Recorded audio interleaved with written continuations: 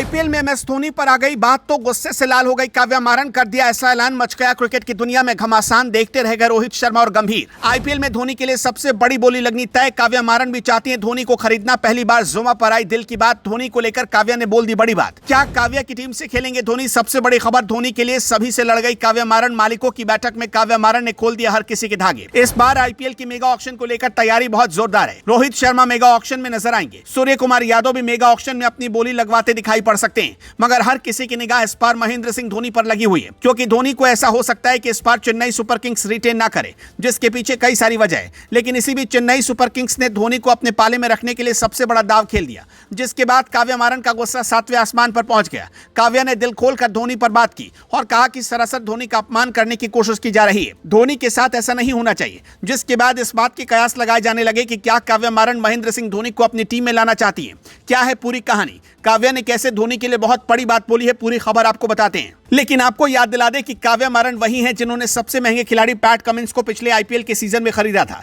मतलब अगर रोहित शर्मा या फिर महेंद्र सिंह धोनी मेगा ऑक्शन में उतरते हैं तो सीधे तौर पर काव्या मारन पैसे खर्च करने में कोई कसर नहीं छोड़ने वाली है।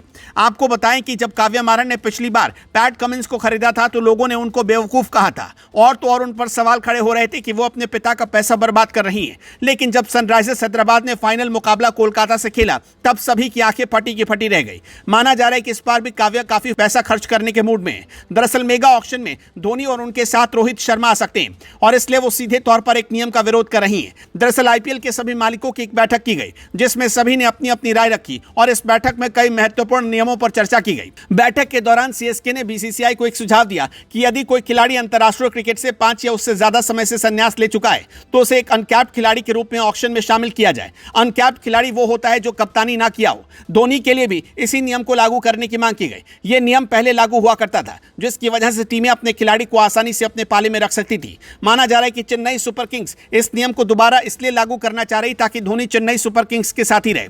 बैठक में सीएसके ने बीसीसीआई और फ्रेंचाइज मालिकों के साथ हुई बैठक में साल 2008 से 2021 तक चले एक पुराने नियम को लागू करने का सुझाव दिया। बताएं कि इस नियम के तहत 5 साल से अधिक समय से अंतर्राष्ट्रीय क्रिकेट से संन्यास ले चुके खिलाड़ी को अनकैप्ड रखने की मांग की गई। लेकिन इस पर ही काव्या मारन का गुस्सा भड़क गया, क्योंकि न सिर्फ धोनी आईपीएल के बेहतरीन खिलाड़ी रहे बल्कि उन्होंने भारतीय टीम को ऊंचाइयों पर पहुंचाने का काम किया और सबसे सफलतम कप्तानों में उनकी गिनती की जाती है।